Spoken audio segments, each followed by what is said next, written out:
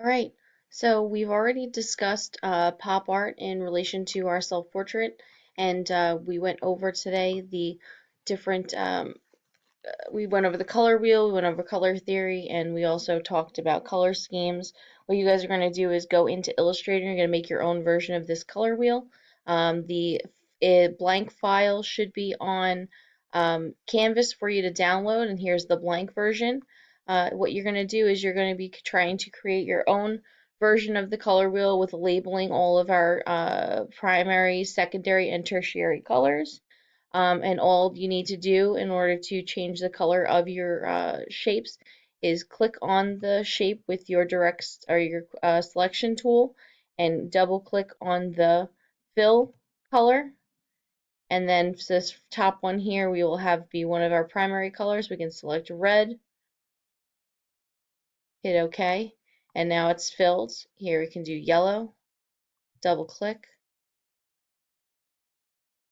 select our yellow, and we have blue,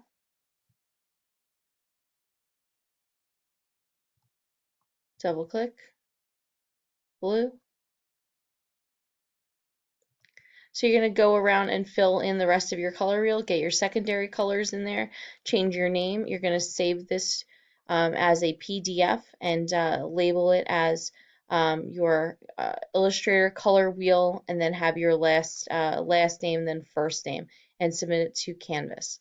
And then we also have our color schemes document here, and we have a blank one of these was also in Canvas, and you're going to fill these squares out with the different examples of the different color schemes. So filling this with your three primary colors, this with your secondary colors, examples of your tertiary colors.